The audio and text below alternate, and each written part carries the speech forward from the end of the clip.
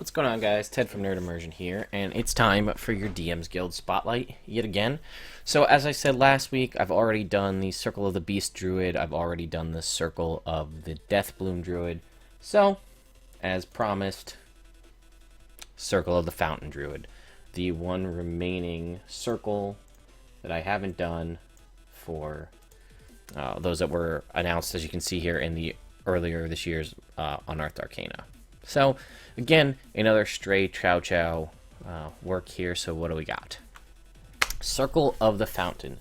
Myths of a mystical fountain where anti-aging water flows have filled tomes for centuries.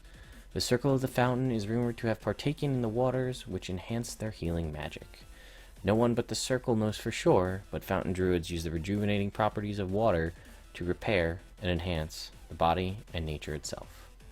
So, what are you looking at here? Without diving too much into it just yet, it's water magic. It's watery healing magic. One of the best, honestly, I feel like it could be one of the best healing classes in the game if your DM allows this.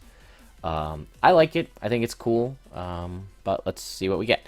When you join the circle at level 2, you learn the Spare the Dying and Shape Water cantrips. If you already know both of these, you may learn one additional Druid cantrip for each cantrip you already know. Spare the Dying is not typically a Druid cantrip. This is just a stabilization cantrip, typically given to clerics. It can be remedied or matched with, say, a DC 10 medicine check, or, obviously any kind of magical healing, whether from a potion or a healing word or a cure wounds or something like that, will just make this kind of a non-issue. But if you can get it for free, it's not bad. And Shape Water, honestly, I didn't think this was that useful of a cantrip, but it can do a lot of things that freezing water, even just a little bit, it could do a lot of interesting things depending on how creative you are and how much your DM is willing to let you do. So, that's part of it at level 2. Then again, Enchant Water. This is one of the big things. Excuse me. Beginning at level 2, when you are preparing your spells after a long rest, you can enchant vials of water with healing power. You have the power for a number of enchantments equal to half your druid level, rounded up.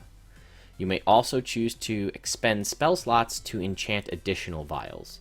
Each expended spell slot grants you a number of enchantments equal to the spell's level.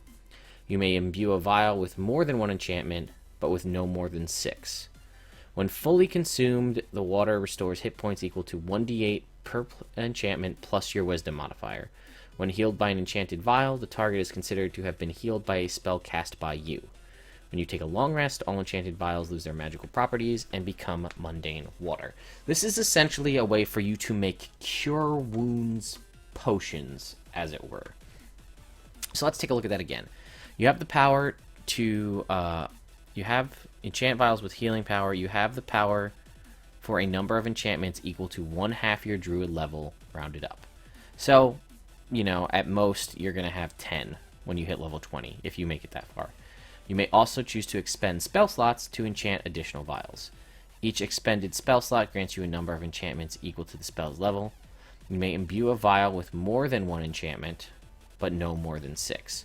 So basically, when fully consumed, the water restores hit points equal to 1d8 per enchantment plus your wisdom modifier. So at the base, the ones you can just make for free are a d8 plus your wisdom modifier, and you can make those up to half your level.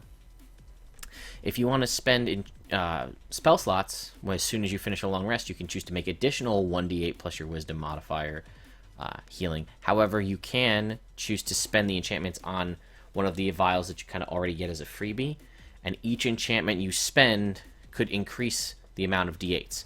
So the most you could do, if you spent 6 slots, or if I guess 5 slots on one of your existing vials, you could have it heal 6d8 plus your wisdom modifier. And again, this counts as a spell cast by you if you have, I don't know, say if you're a life cleric too, and you have any spell cast by you that does healing, does extra healing, this counts.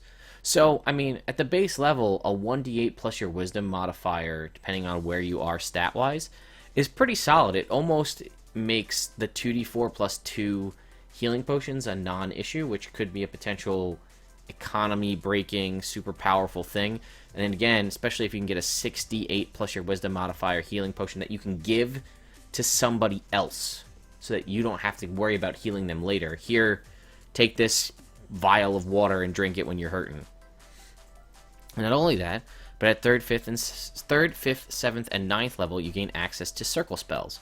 Once you gain access to a circle spell, you always have it prepared and does not count against the number of spells you can prepare each day. If you gain access to a spell that doesn't appear on the Druid list, the spell is nonetheless a Druid spell for you. Aid, Cure Wounds, Revivify, Wall of Water, Control Water, Death Ward, Mass Cure Wounds, Raise Dead. Okay. Cure Wounds means you don't have to use one of your Druid spell slots to prepare Cure Wounds. Aid is alright. I mean, it's not a spell I feel like I cast a lot, but it's extra hit points. Revivify, amazing. Typically, this is walled behind Paladins and Clerics. Getting this to a Druid, or not having to be a magical secret for a Bard, is great. Wall of Water, Control Water, solid spells. Death Ward, amazing spell. An 8-hour non-concentration spell that lets you go to, when you go to 0, you go to 1 instead. And then again, Mass Cure Wounds and Raise Dead as circle spells, meaning you don't have to prepare them. Pretty good. Then, 6, you have Life Giving. Whenever you spend a Druid hit die to heal during a short rest, you may instead choose to restore 8 plus your Wisdom modifier plus the target's Constitution modifier hit points to a target. So again, you can now spend your hit dice. Like, let's say you go through a whole fight and take no damage, but you're on a short rest and your buddy's hurting. I'm going to spend 3 hit dice to heal each time 8 plus my Wisdom mod plus their Con mod per hit die I spend. And again, that's on a short rest, spending hit dice. And if you haven't taken any damage, that could be big for helping your friends out. On top of your healing water. At 10th level, you gain a swim speed equal to your walking speed, and you can breathe and speak in water as if it was air. In addition, when at least half of your body is submerged in water, and you are conscious, you regain 1 HP at the start of each of your turns. 10 hit points each minute. Not a big thing, but being able to be underwater and speak as if it was air would... There's no argument from your DM that you can't use verbal components for spells, which is big. And if you can find a way to put yourself in half a pool of water, you're just going to have hit point restore. And again, if you can find a pool or a lake, you can spend all of your hit dice on your short rest healing your friends, and then just jump in the pool of water and heal yourself. And at 14, any creature that is healed by one of your Druid spells regains hit points equal to the spell's level at the start of each of their turns for a number of turns equal to your Wisdom modifier. The creature can only benefit from the flow of one spell at a time. So, you give them, if you hit them with a healing word, right, as a bonus action, they will get hit points equal to the spell's level at the start of each of their turns. So, at level 14, it's not impossible for you to have a 20 Wisdom. So, you hit them with a 3rd level healing word. Each turn, at the start of their turn, for 5 rounds, they would get an extra 3 hit points. But again, because you're enchanting water, counts as a spell. If you blew a whole bunch of spell slots into this thing, 68 healing, that's basically the equivalency of a 5th level spell, or 6th, depending on how you look at it. They drink that, and then each turn thereafter, for 5 rounds, they get an extra 6 hit points. That's especially great, because it doesn't specify that they need to be conscious. So they could theoretically go down and then just get back up. But yeah, that's it. That's the Circle of the Fountain Druid. Again, this is completely free, $0. You can go ahead and pick this up right now in the Dungeon Masters Guild. There will be links in the description to take you right here if you want to go and pick this up. Let me know what you guys think. It's got pretty solid reviews. I want to know what you guys think. I think it's a different take on the Druid. I kind of like the watery, fountainy thing, but I feel like it might almost be too overpowered with the amount of healing that you gain access to.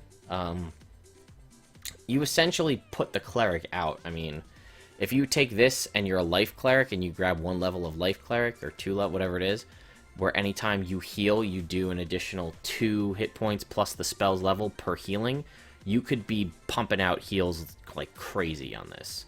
Especially if you've got this where they're healing additional health each round thereafter. You could heal them on a short rest.